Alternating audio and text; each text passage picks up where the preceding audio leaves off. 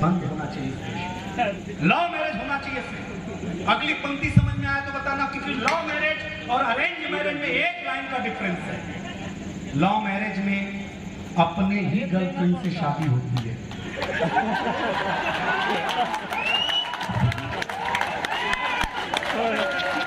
अध्याय समाप्त हुआ।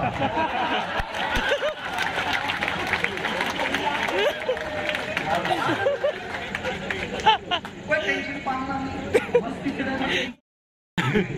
अब किसान को पकड़ के लाया तो नेता ने किसान के पैर में मिट्टी दे करके पूछा, ये मिट्टी कैसे लगी है? किसान ने कहा, हुजूर सीधे खेते से आ रहे हैं, खेत में से सीधे चल के आ रहे हैं। हाँ, ये प्रधान जी ने बोला कि आपका भाषण सुना। नेताजी ने जो बात की, अच्छा लगा मुझे, कितने बुद्धिमान नेता हमारे देश में है। नेताजी ने कहा, तुम हमें जिताओ, हम तुम्हारे खेतों में टाइल्स लगवा देंगे। बताओ, हम पूरा करेंगे। क्या चीज की कमी है? एक आदमी बोला, हुजूर शमशान घाट हमारे यहाँ नहीं है। बोले, हमें जिताओ, अगर घर घर शमशान न बना दिया। अध्याय समाप्त हुआ। मैं आधा कर बात टेंशन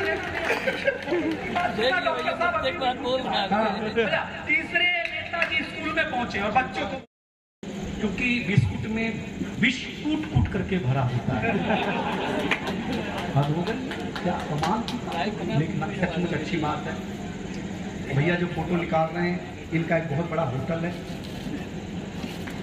हम लोग उसी में उतरे थे। शायद पैसा नहीं लिया होगा इन्होंने, गलत कह रहे हैं, होटल के लोग। देखो, वो इसीलिए खड़े पे उनकी ब्रांडिंग करें। हमने कर दी ब्रांडिंग, बहुत अच्छा होटल है, शादी विवाह वही होना चाहिए। ले फ्री में नहीं होगा, दे के होगा कुछ नहीं, लेकिन तनाव मत पाना। पहले जमा ही होते थे, अपने मन से कौन जाता था?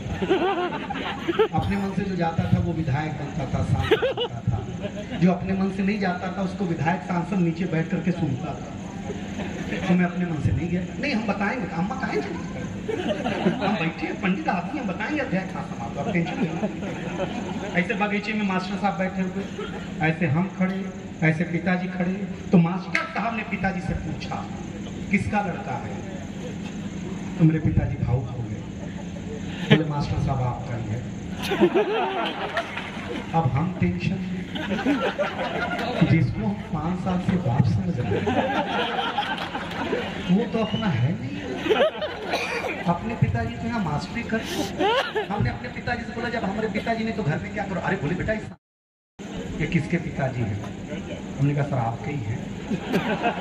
जब हम आपका बेटा हो सकते हैं तो ये भी तो आपके बाप हो ही सकते हैं, इसमें क्या हो सकता है? देखिए क्या युग था गुरुजी, भाई सही बता रहे हैं आप। सुनना, ताली नहीं बजाओगे तो चलेगा भाई साहब, आप सुनना खाली। भाई साहब, पहले दिन ही मास्टर ने कहा कि आज जितने बच्चे एडमिशन लिए हैं, पहला दिन है, वो बैठी हुई गाय का चित्र बनाएंगे। RSS के थे वो। तो बकरी तो बनवा नहीं सकते थे, भाई बनाते थे। देखो, जो सच है बोलेंगे हम, सर ने इसलिए बताया भाई। अब हमने गाय गलती से गुना नहीं और खड़ी हुई बन गई। बोले, बेटा दिनेश बावरा, हमने बैठी हुई गाय बोला। हमने कहा, सर जब बनाई थी तब बैठी हुई नहीं थी, ये आपके हाथ में छड़ी दे करके खड़ी हो गई है। अध्याय समाप्त हुआ।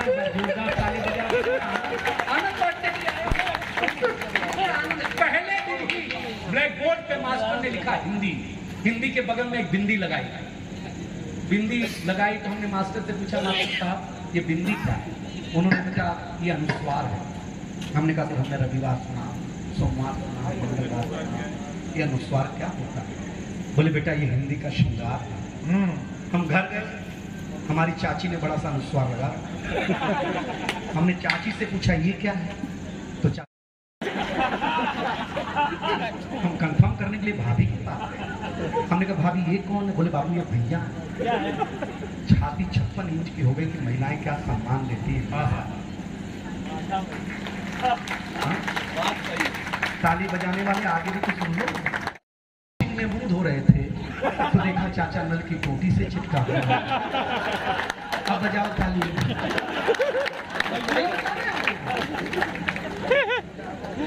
मशीन के आईने से चिपका हुआ है।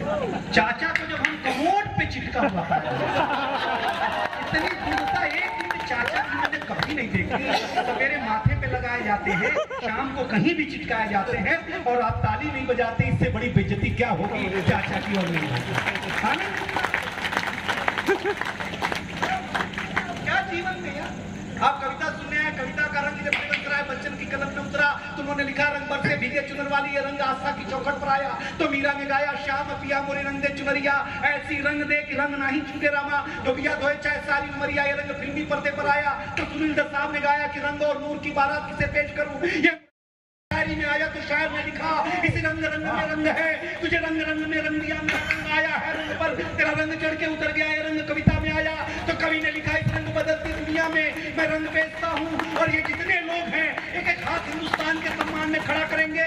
ये रंग जब 18 साल के नौजवान के सर चढ़ करके बोला तो गली गली में भगत सिंह ने गाया, मेरा रंग दे बसंती चुना है।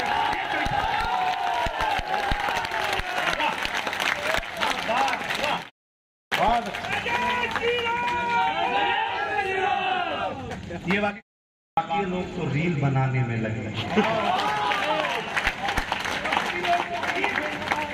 देख करके रील बनाने लगते हैं, हुजूर उसको पानी डालने की जरूरत है।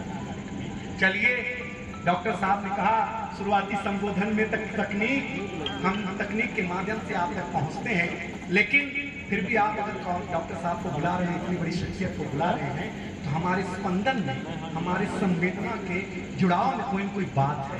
मैं एक कविता सुना करके अपना डब्बे मोबाइल के आगे लिखा था कि कर ले दुनिया मुट्ठी में, आज उस मोबाइल ने पूरी दुनिया को मुट्ठी में करके रख दिया है। तब मैं एक कविता सुनाने का साहस बना रहा हूँ, देखता हूँ कि आप कैसा सुन के बताते हैं। बड़ी हिम्मत कर रहा हूँ, बड़े मन से सुनाऊंगा, क्योंकि सचमुच आज कुमार विश्वास जी की उपस्थिति में आप मुझे सुन रहे हैं कि सुनिएगा।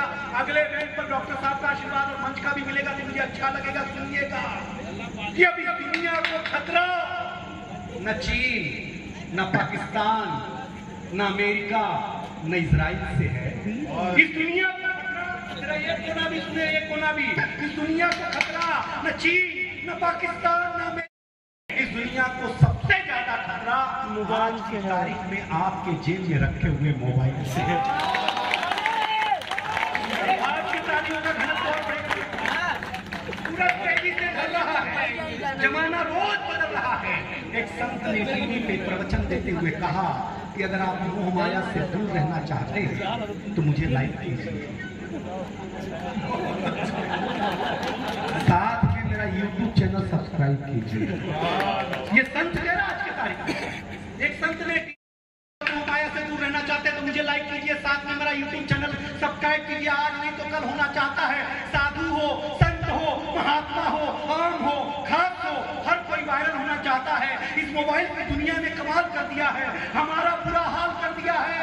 पहले मेरा बच्चा घर से बाहर जाता था, घड़ी पे नजर रहती थी, समय पे नहीं आता था तो मैं पड़ोस में पूछने चला जाता था। अगली दो पंक्ति आपके दिल को छुए तो बताना, मैं पड़ोस में पूछने चला जाता था। लेकिन अब मैं लाचार हूँ, बेकार हूँ, क्योंकि खुद के ऊपर खुद का बस नहीं चल रहा है। मेरी आंखों के सामने मोबाइल मेरे बच्चे को निगल रहा है, मैं चिल्ला रहा हूँ, मैं किसी को बुला रहा हूँ। इस घटना ने, अगली पंक्ति पर जरा जोरदार ताली उठाई। अभी मैंने अपने बच्चे का बचपन देखा भी नहीं, किस मोबाइल की दुनिया ने उसे जवान कर दिया।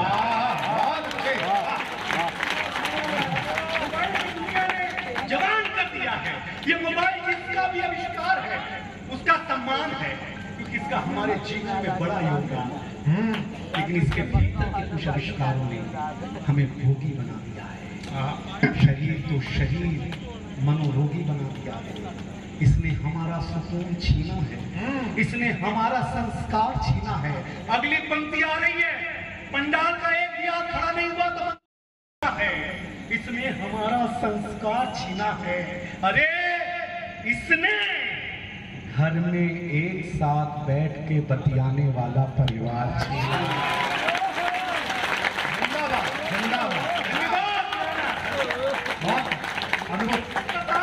इसने घर में बैठ के एक साथ बतियाने वाला परिवार छीना है, इसने छीना है।